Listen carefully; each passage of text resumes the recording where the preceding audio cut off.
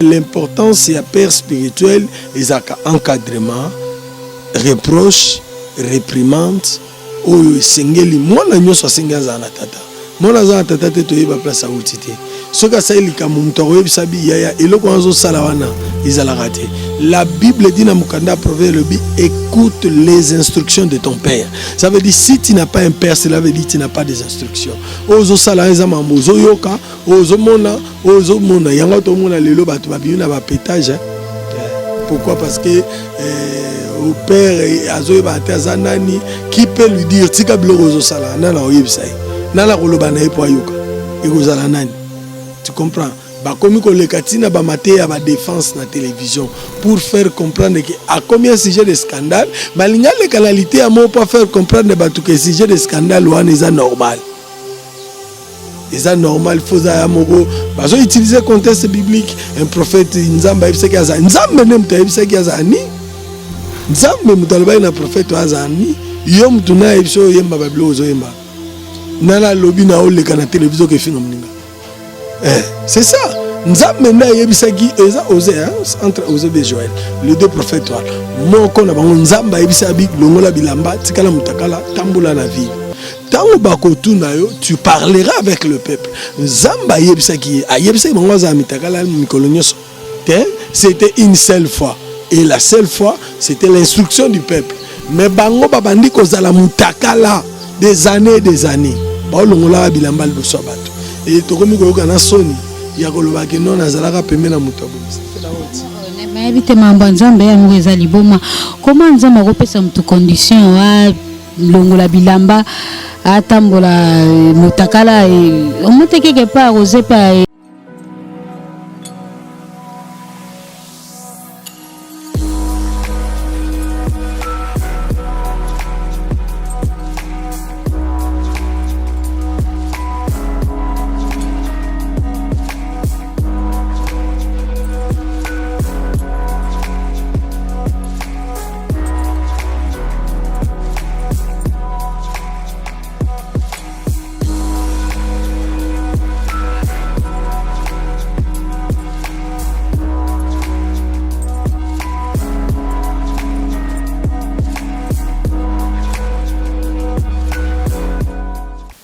Mbote na balandinyo sur Maison du Pain TV, tokutani susu na libaku malamu. Ezalinga yu abino la valeur sûre dans le Seigneur, maman bijuyoka. Alors kande na lobaka tokutana baitando na bino kona pona ko panzawe ezali sango malamu. Et là depuis quelque part 8000 km, je salue maman Brigitte, le couple Kivoloka et Amani Bongo, je te salue aussi. La valeur sûre alinga abino mingi azo porter bien na motema na mon équipe technique nyonso ya Maison du Pain na pesibino. Alors, le lot au la peine sujet au la fonctionnement pasteur actuel. Actualité na bango le lenge bazali ko se comporter vraiment en tout cas to tie pena miso mingi ngambo na bango to me kampe ko fungola parce que to ko yeba lisuste makambo maye mazali kokoba ndenge nini. Alors nazali na pasteur Arthur rapidement ba fungola biso plateau to ya koyamba bongo ezali invité na biso. Bonjour l'homme de Dieu. Bonjour maman Bijou, Nzamba Pambola. Vraiment merci beaucoup. Tokutani susali ba kumalamu. Soko ko se présenter na ba internet ba kolanda. Comment on a pasteur Arthur Ewango, naza pasteur responsable à l'église Trône de Grâce. Ozomi na commune Kimbanteke, Zapenanjili na quartier 13. Voilà. Merci beaucoup. Yamboto kota na maso na biso tope sujet to kolobela lelo. Soko ko kamba biso bongo na losambo. To bondeli éternel Dieu de grâce to pesio merci na opportunité grâce au salibiso faveur na biso mkola lelo o pambola bande konyo so bazu grâce ya kolanda biso na nzela ya chaîne oyo Nzambe na ngolu matoi na bango ya molimo efungwa mapona koyoka nyoso to kolobela lelo na kombo na Yesu. Amen. Amen. Oui, l'homme de Dieu, en tout cas, mais tout notre côté, nous allons vraiment participer mawa. Alors, il y a biso na nos rôles, tout le comportement, il y a prophète, évêque, et cause à la lengeni. Bon, Bible le bin biso to bana un prophète c'est un ministre de Dieu. un évêque ezali fonctionnement ecclésiastique. Fonction ecclésiastique na fonction ministérielle ezaka différent. Parce que le loba to ba quand ça ba fonction ecclésiastique ezali kolo ya appel divine. Mutu pas à la prophète nzambe muta obengaye. Nzambe muta zo établir rien.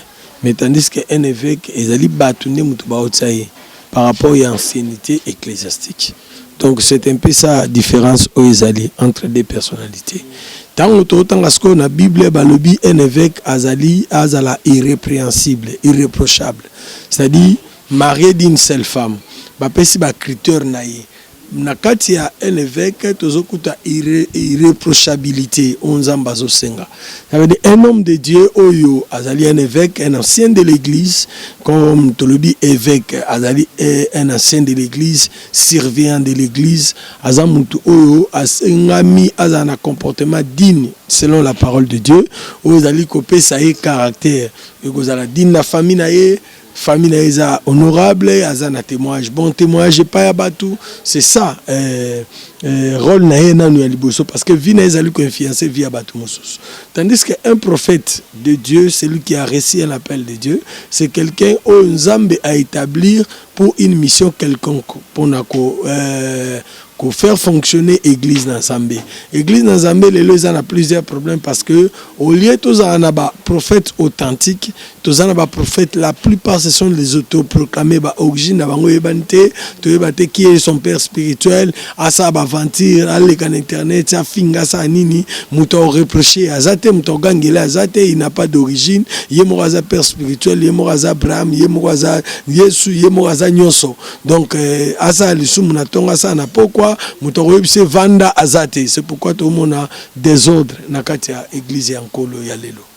Vraiment merci beaucoup. Mais quand un peu kolimbola biso impact ya père spirituel ezali nini na vie à moi na oyo abina ko bimala maboko na.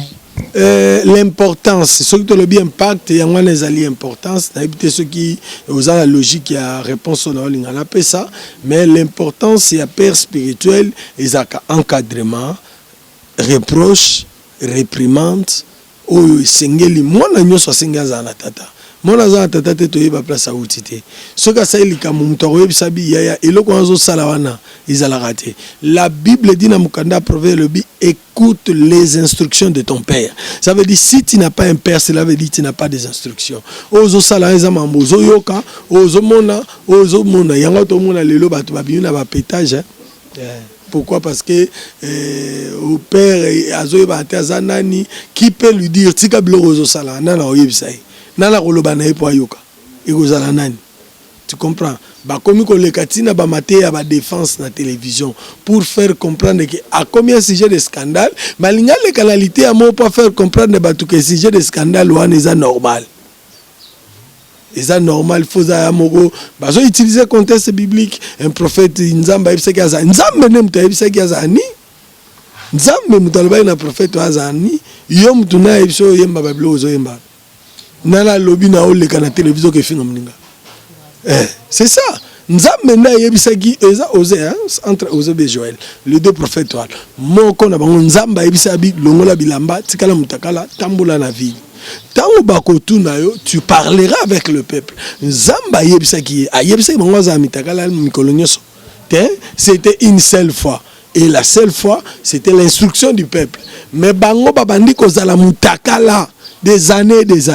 Ba longola bilamba liboso bato. Et tokomi koyoka na soni. Ya koloba ke non azalaka pembe na mutabo. Ça fait la honte. Mais habite mambo Nzamba ya mureza liboma. Comment Nzamba kopesa mtu condition wa longola bilamba atambola mutakala omote quelque part osé pas alokaki pe bato bamonaki na tenu wana alokaki bangote. C'était Israël. Si tu comprends le mystère d'Israël, au yebi histoire ya peuple Israël, on peut comprendre niveau ni nzamba za memela bango. Directé en nzambe na Israël soit on a Congo ba pasteur ba ozate. Nzamba za ki trop dire na Israël. Bovandika mboka lokola Rwanda ndenge zo nyoko la biso na este kuna balobi bo Rwanda bayati koto bayeba komiti na bandunu na kenge bayina ba biloko na bango bayina bango batiki bango kuna allez bato kenge sans aveuglement influencé ba komi ko bomana yo so na Congo bato ba bomana et utu wapi et uti na est bo quand ça zelo ko muke il faut ôter les mélango il faut que Dieu se lève pour atteindre le Mapona Congo et basala nzambo lié batela biloko ba batela biloko ante ba ba ki na musu ba fertilité donc c'est de la folie évangélique au nom de Jésus. Ce sont de 7 femmes folles. Na benga ba les 5 folles. O ba les na mafuta te. Tant Yesu pa o ya ba ozana ngopete. Po ba na ngote. Il ne se prépare pas par rapport à l'enlèvement.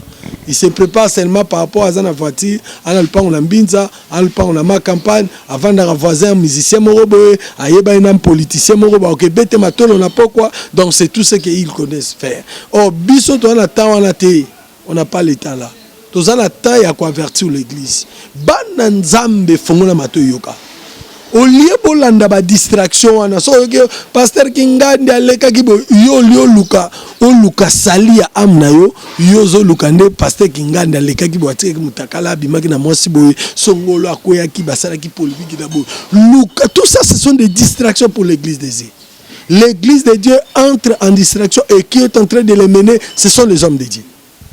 Siko parla tolobani miseke misana bango e comme godmana po. Toloba yeso azoya.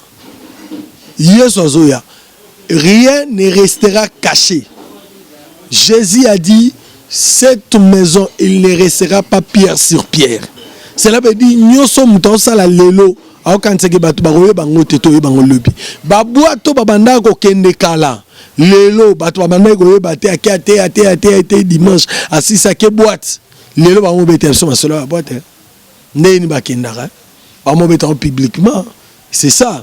Yesu azoya. La réponse yangwana Yesu azoya. Et na balanzambe bazo landa bango. Bokena bango li felo nzela moko.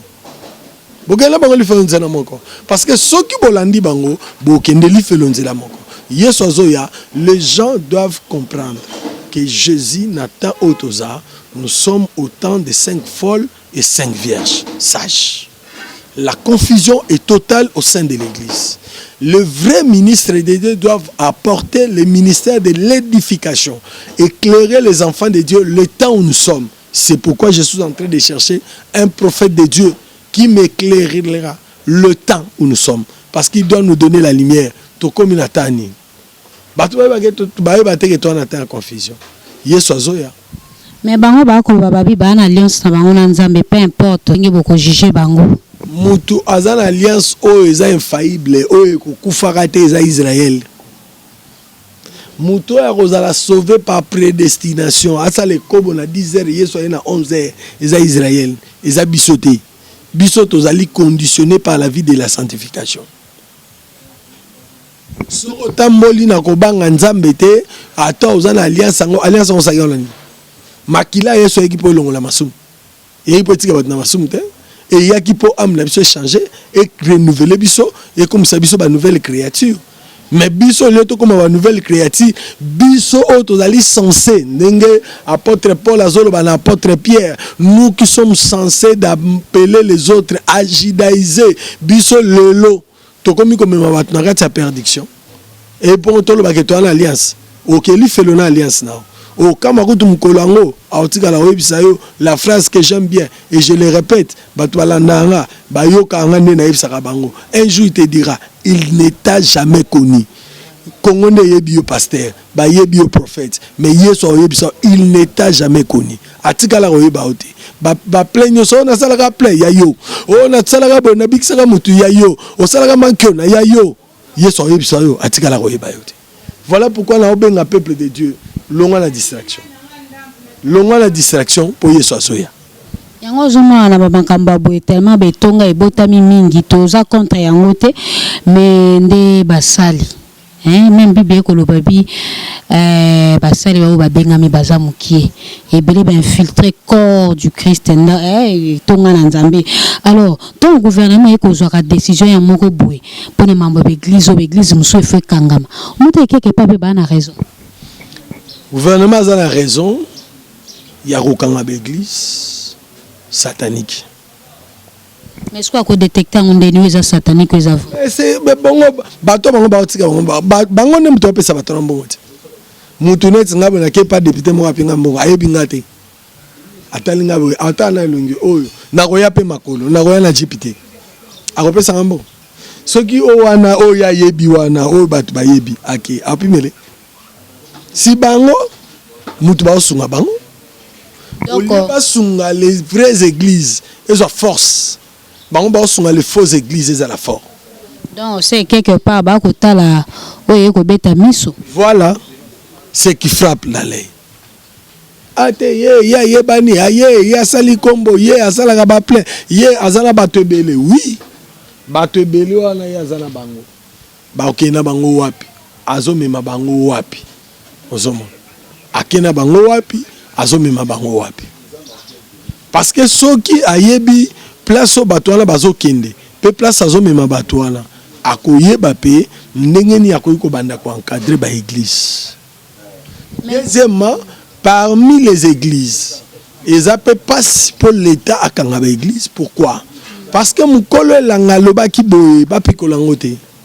Livret et le bleu bati kango ensemble. Ba pikola yangote. Aloba ki bati kango ensemble. Au temps de la moisson, yenda osa la sélection. C'est pour cela église a désordre, confusion, inondation, infiltration démoniaque, il y a basala nzambe, babanganga, bakote libiso, infiltration prophétique tout le monde s'autoproclame comme tout le monde. Donc moi le bakuto ezate. Mais mukole langaloba ki batika ngoko ensemble. Laissez-les croître. Il y a un autre mystère, il y a les 5 folles et les 5 sages. Vraiment, en tout cas, ils ont passé. Parce que, mais tout n'est que na maintenant, on comment tout n'est la valeur sur la moni, na osambe na susu na l'église en monte mama sambe na ndako. On te quelque part mon dimimo ko bungi likola ba comportement. Yeso ga lobi a osambe la lisusu te parce que mutu songolo abeti libaku eza italien, c'est sa conviction. On va la décourager na comportement. Comprendre? Bah église autre semble que ça église honorable et honnête. OK, tu trouveras toujours des satans à l'intérieur. Dans l'église, tu sais pas, les gens viennent avec leur sorcellerie au lieu d'abandonner ça, ils demeurent avec leur sorcellerie. Pourquoi? Parce que peut-être à Kinambo on a bazoté matéa chaque jour le pasteur prêche. Kolobaté ba pasteur batéaté. S'il y a le faux, il y a aussi le vrai. Comprendre? Les vrais ils sont là. Pour la rotéa, pour ramener Batunanzila. Maintenant, quand le vrai parle, le vrai bazana valeur dans Misobato. C'est ça le problème. Parce que le vrai devait prendre leur place au sein de l'église. Et que le vrai, en prenant leur place au sein de l'église, l'église est aux formes maintenant.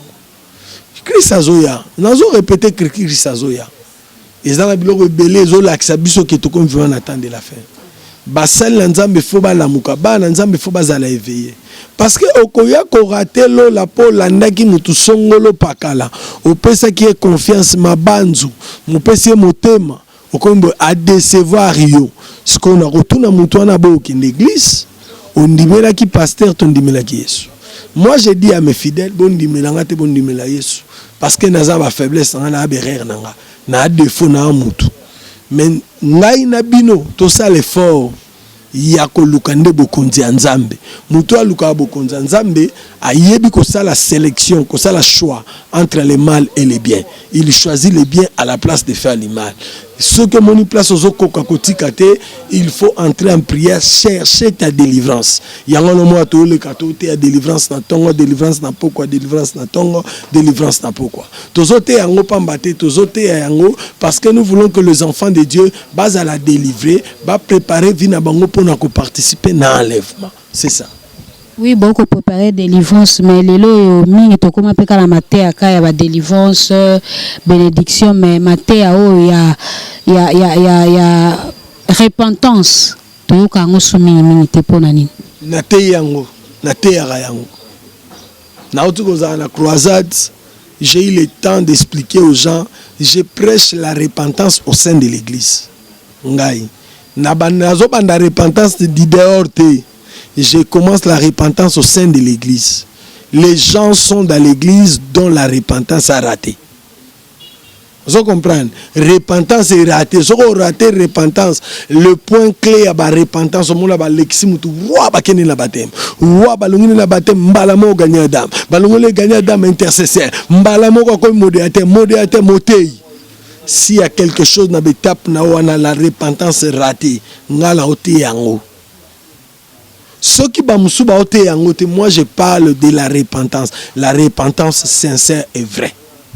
Oui, mais na ba fiche mingi ya ba campagne ba milulu ezala kaka vous serez bénis nzamba ko kangola le Saint-Esprit à l'œuvre rosam sala mais nanu to tsala mona pa na fiche te ba tia pena que non thème na biso ezali la repentance to lobela mingi repentance ba fiche ya campagne ezala ka mingi ba malobo ezo ko attirer ya lipamboli yaka ko semer. Pourquoi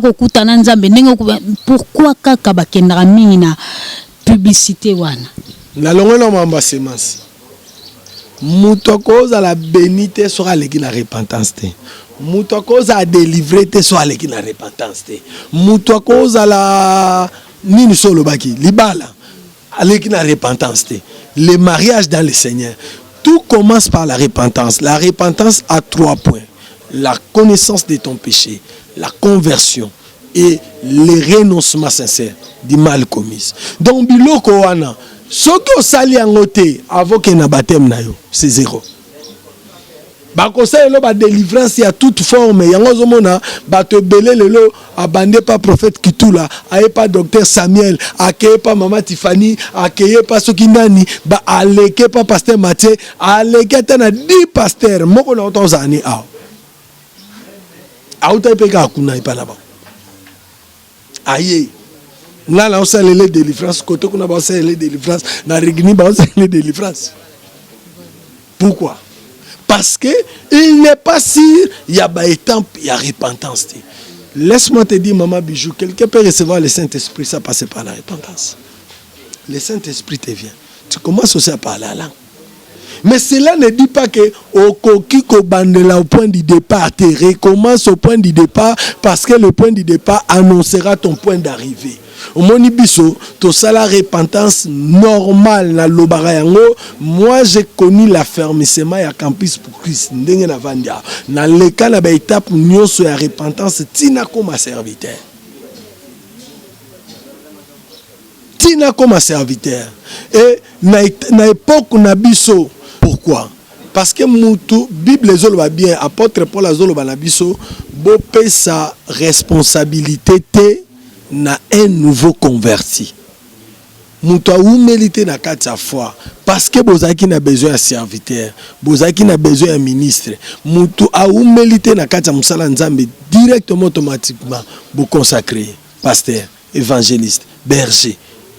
Azu enseignement nini oya okende pesa na bato. Azana base nini oya okende transmettre.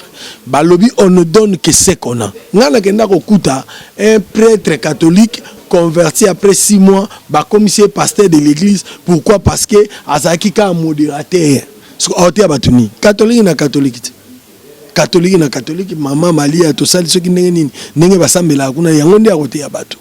Ba pasteur prématuré bazebele yango lozokuta immaturité totale au sein des hommes de Dieu dans l'église.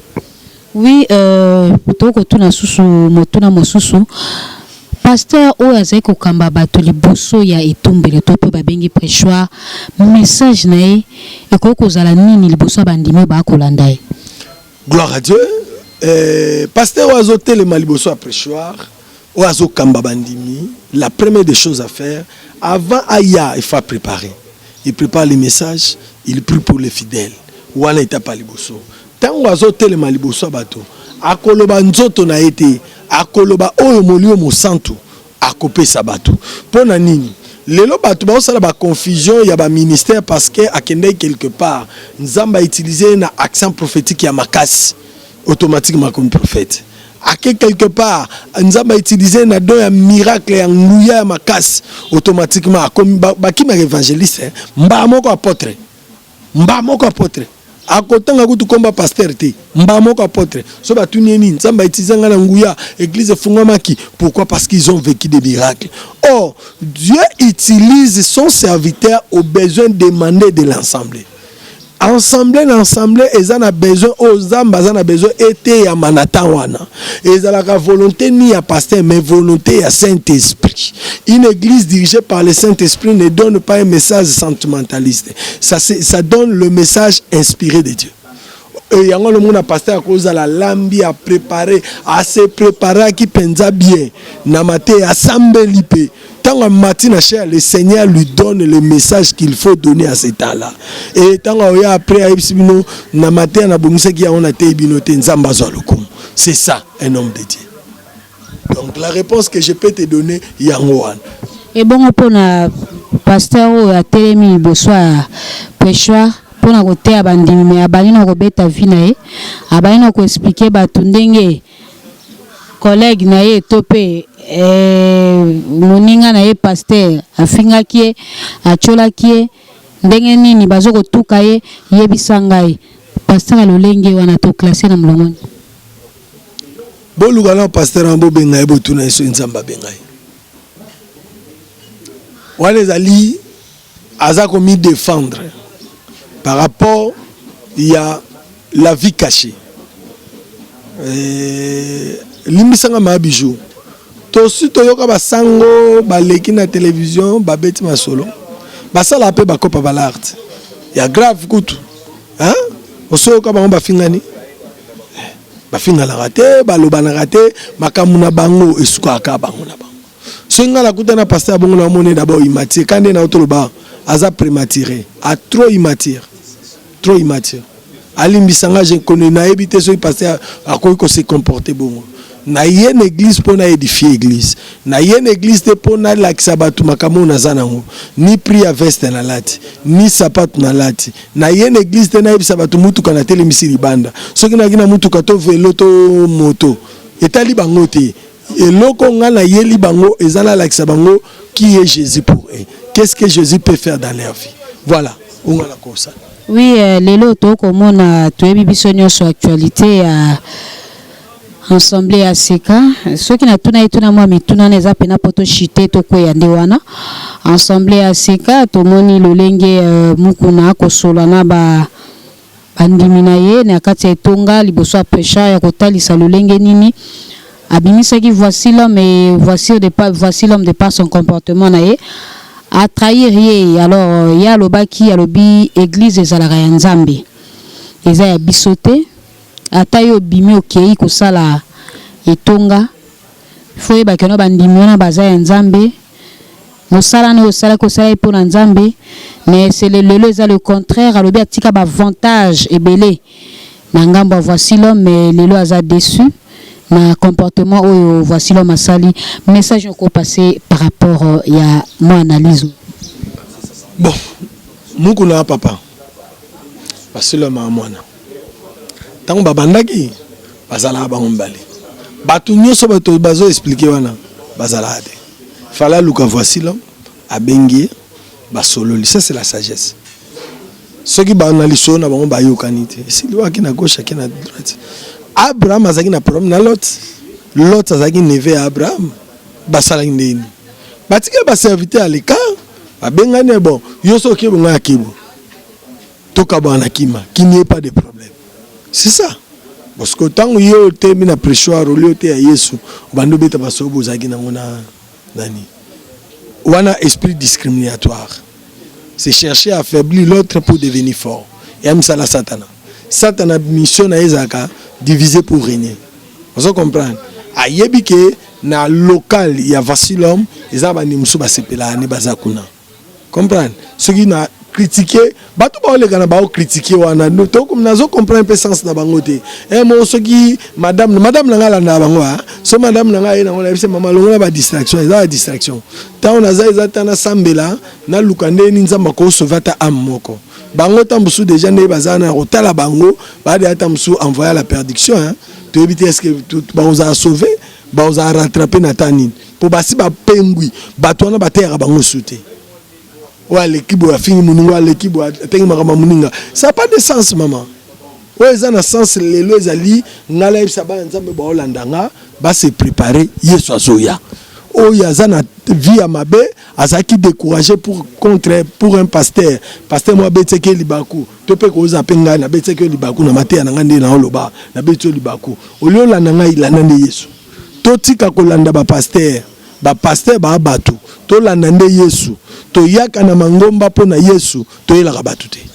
Oui, on lobby bien l'autre temps bakabana ki l'autre akenda ki makenda na mwasi na bana ya mema ki équipe mobimba batebe na sima mukongolete mais par contre lelo bakabani mais voici le matikali na bandiminyoso bandima to yebaki bazaya aseka siko bakomi a communauté chrétienne voici l'homme na peut-être yobi na origine te soto zongi na origine voici l'homme akenda ka kokende. Tant pas à aucun des aïe pena 2 ou 3 ans. Ce n'est pas pour rien à saler en obongo. Azala peka wana. Pobiso zagi na kindu. C'est comme si ami fouti na travail fait, hein, travail dur oh ya sali ya bampate wana lingia abomba bangwana comme moi azua te lingia encadrer ba neti suka. Ma bijou.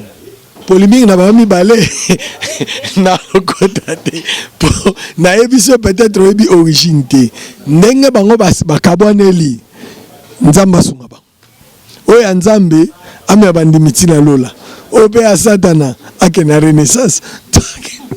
Vraiment merci beaucoup Basinana biso minute comme na suka rapidement so kopé ça message à suka la internet ba kolanda yo na mbote na batuma mi balé misato la pesimbote na bandeko nyonso balanda biso na Canada pasteur Betuele Mamelena na pesima mena mbote nzamba pambola bango numéro la biso zali plus 243 97 62 56 553 so beng biso na WhatsApp ozo biso nzamba lola pambola yo apambola ndeko Jires na sima caméra apambola mama bijou alobisinga lelo nzamba pambola ya apambola bino pe bolandi biso na nkombo na Yesu amen.